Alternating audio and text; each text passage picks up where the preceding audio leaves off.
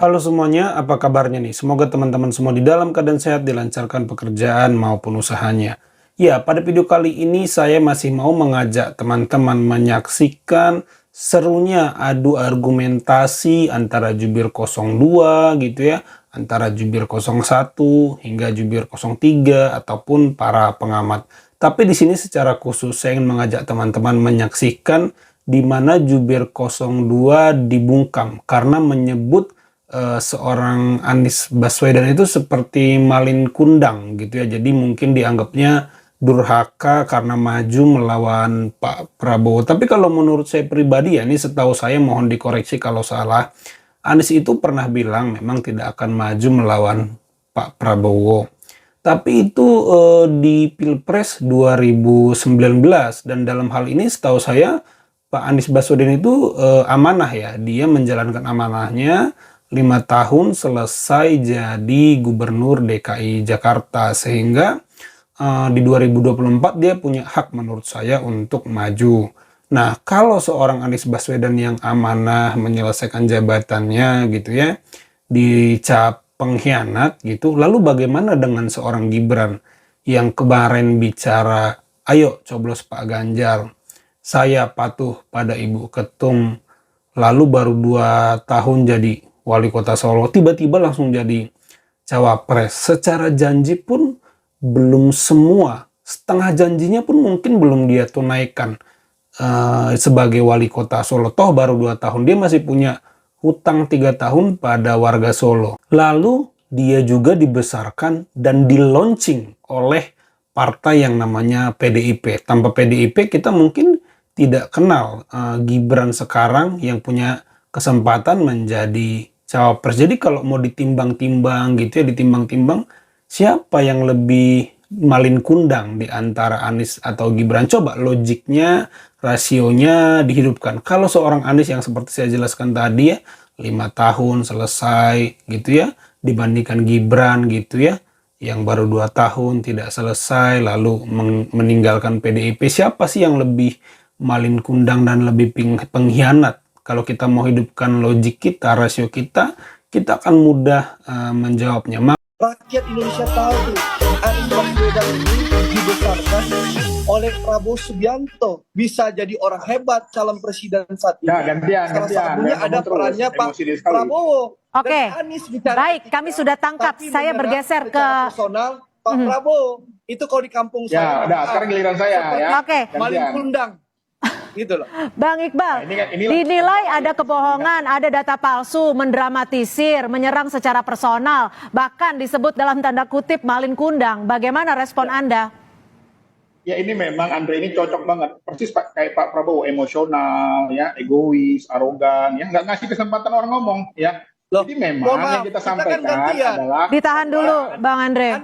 Anda menyerang. Bang Andre ditahan, silakan, Mas Iqbal. Sekarang giliran saya. Ya, Anda harus belajar dari negarawan. Orang kalau negarawan itu habis debat, ya udah selesai, salaman, cipika-cipiki, ya. Karena memang nggak sesuai dengan tagline-nya, menuduh orang pengkhianat, ya, menuduh Pak Anies mengkhianati Prabowo mengkhianati seluruh rakyat Indonesia yang memilihnya. Santai aja. Ya, jadi itu memang dalam politik itu memang kita nih kadang-kadang kenegarawan itu penting, kedewasaan. Kalau takut dengan ombak, jangan berumah di tepi pantai. Kalau takut dengan debat, jangan ikut maju sebagai calon.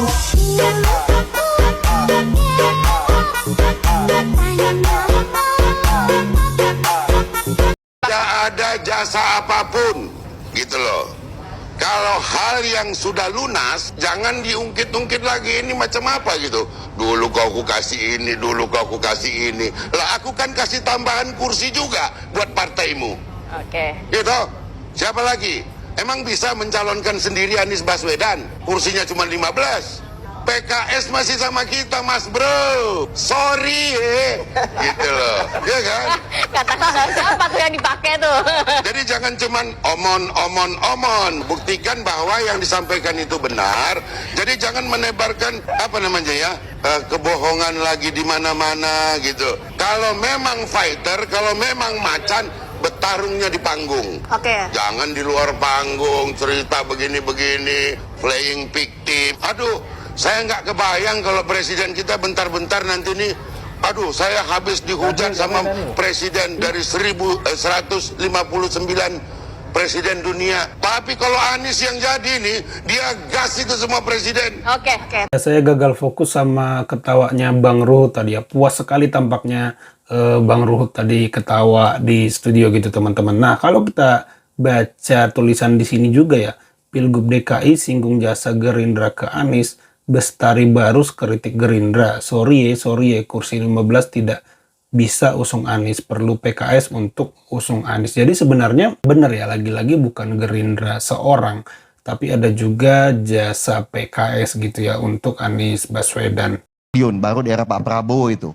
Sebelumnya hanya 3 triliun. Lalu kemudian bagaimana misalnya PT Pindad dari 5,5 triliun itu menjadi seingat saya 27 triliun. Baru di era Pak Prabowo. Betapa misalnya PT Pindad ini pertama kali ya kapasitas produksinya bisa ditingkatkan menjadi 500 juta peluru. Ya, ukuran kecil gitu loh selama setahun, dan sekarang sudah ada kontrak 1,5 miliar. Dan kemudian ada pengembangan kapasitas lainnya. Baru juga di eranya Pak Prabowo ini memesan ke Pindad ini mengenai Maung ya. Ini kan kendaraan taktis dan berbagai senjata ukuran berbagai variasinya. Ini banyak sekali. Jadi memang benar-benar mengoptimalkan industri pertahanan dalam negeri. Lalu juga bagaimana di PT PAL ini bukan hanya bicara mengenai peningkatan penguasaan teknologi dari PT PAL, tetapi juga bagaimana produksinya itu 3 kali lipat gitu loh. Nah, diantaranya begini Bang, ada yang namanya seingat saya itu bagaimana saat ini sudah menggunakan yang namanya software IM4, Industri Maritim 4.0. Kenapa? Pak Prabowo tuh ada yang konsep namanya DNA gitu tadi. Bagaimana nih semua nih sebisa mungkin kita bicara device, kita bicara network, ya kita bicara mengenai application atau aplikasinya itu adalah dari dalam negeri semua. Nggak, jangan ditanya kenapa tidak dijelaskan kemarin. Ya karena pas saat kemarin bingung nih beliau ngelihat, kok ini orang nyebar data hoax pede banget. Kita bahas mengenai pertahanan, kok dibahas mengenai pertanahan gitu kan. Dan ya udahlah, ada beberapa hal yang saya nih kalau saya pribadi ditanya mengenai etika kemarin, Pak Prabowo tuh baik banget gitu loh.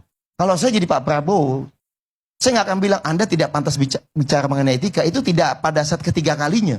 Tapi dari pertama saya akan ngomong gitu loh. Alasan Pak Prabowo itu kemarin rahasia ya? Oh bukan, masalah etika bukan rahasia. Tidak semua. Tidak sebagian semua. Besar alasannya rahasia. Tidak semua. Penjelasan Bung menjelaskan bahwa tadi sampai detil loh beberapa poin. Sektor semua, pertahanan Bang. Tadi nggak menjadi rahasia. Karena Bung udah menjelaskan ke publik tuh tadi itu beberapa poin terus. Nanti dulu. Oke, silakan. Poinnya apa? Dalih rahasia yang disampaikan Pak Prabowo kemarin malam itu hanya alasan dari ketidakmampuan dia menjelaskan tentang persoalan sektor pertahanan. Poinnya itu. Karena Anda menjelaskan jauh lebih detail. Saya pikir abang ini pengamat pertahanan Bang. Gitu loh, itu poin pertama. Oke. Yang kedua, industri pertahanan ya. Kita mau berdebat industri pertahanan nih. Nanti saya masuk situ. Sejak Pak Prabowo memasukkan program dalam visi misinya, poin nomor 2, saya baca detail tuh. Meningkatkan kekuatan industri pertahanan dalam negeri. Sudahlah Bung. Saya ini riset soal industri pertahanan sudah hampir 20 tahun lebih karena pernah dosen industri pertahanan, ya. Semua kandidat diskusi industri pertahanan itu hanya lip service semua. Faktanya, tidak ada yang membangun kekuatan industri pertahanan secara sungguh-sungguh. Apalagi Pak Prabowo. Nanti saya kenapa Pak Prabowo saya tekankan ya. Karena industri pertahanan itu teriak semua Bang. Baik dari dukungan anggaran, komitmen politik, pembelian. Orang lebih seneng belanja di luar Bang Karni. Kenapa? Dugaan permainan kalau di luar nggak kelihatan. Kalau ke industri pertahanan, kelacak, KPK, dan lain sebagainya. Jadi seneng belanja di luar dibanding belanja di dalam negeri. Akhirnya orang diskusi bersembunyi di TOT. Aduh, TOT itu udahlah, kita diskusi yang sangat rumit dan kompleks. Kenapa saya tekan ke Pak Prabowo, Mas? Ya, Gerindra, Pak Prabowo selalu menyatakan bahwa memperkuat cinta tanah air, industri pertahanan, nasionalisme. Saya bilang itu semuanya sudah tuntas, tidak memiliki dasar yang kuat sejak Pak Prabowo mengajukan Omnibus Law bidang pertahanan. Itu udah nggak selesai itu. Kenapa? Omnibus Law bidang pertahanan itu menggeser paradigma pertahanan Indonesia dari kemandirian pertahanan menuju liberalisasi pertahanan. Di dalam undang-undang industri pertahanan yang lama, tier 1, tier 2, tier 3, swasta nggak boleh masuk. Ada beberapa tier yang nggak boleh masuk. Maksudnya di inti, di lead sektor nggak bisa masuk. Lalu kemudian asing, di undang-undang modal asing nggak boleh masuk di isu-isu persenjataan dan lain sebagainya. Itu undang-undang industri pertahanan lama. Kenapa? Semangatnya adalah membangun kemandirian pertahanan. Sejak Pak Prabowo menjadi Menteri Pertahanan, dia mengajukan revisi Undang-Undang Industri Pertahanan di dalam Omnibus Law yang menjelaskan bahwa sektor swasta bisa masuk tier 1, tier 2, tier 3, bahkan menjadi lead sektor. Yang kedua, investor asing bisa masuk. Jadi dari mana nasionalismenya? Orang dia membuka ruang liberalisme. Paradigma pembangunan industri pertahanan itu ada dua. Membangun kemandirian pertahanan, liberalisasi pertahanan. Apa yang dilakukan Prabowo meniru Amerika Serikat dengan melakukan liberalisasi industri pertahanan. Jadi saya mempertanyakan kalau ada komitmen di dalam visi misinya ingin mempercepat industri pertahanan karena Anda secara perlahan sedang membunuh industri pertahanan. Sejak Omnibus Law disahkan, saya ketemu dengan direktur-direktur utama strategis di Bandung dan di beberapa tempat. Mereka menganggap bahwa kita saja tanpa Omnibus Law sudah terhimpit. Dengan ada Omnibus Law kita harus kompetitif dengan swasta, industri swasta, asing dan lain sebagainya bisa masuk dalam negeri. Jadi kalau Anda bilang ingin memperkuat industri pertahanan, dari mana Anda mengesahkan Omnibus Law? Saya ini demo Omnibus Law, salah satu yang demo pertahanan. Jadi udahlah, itu faktanya. Ya, luar biasa ya penjelasan beliau tadi seputar seluk-beluk industri pertahanan yang ternyata di tangan Pak Prabowo malah mengarah kepada liberalisme seperti di Amerika Serikat. Nah, bagaimana nih kalau menurut teman-teman? Ya, itu aja teman-teman video kali ini. Terima kasih buat teman-teman yang sudah menyaksikan sampai selesai. Jangan lupa di like videonya, di subscribe channel ini agar saya semakin semangat mengembangkan channel ini. Sampai jumpa di video saya selanjutnya.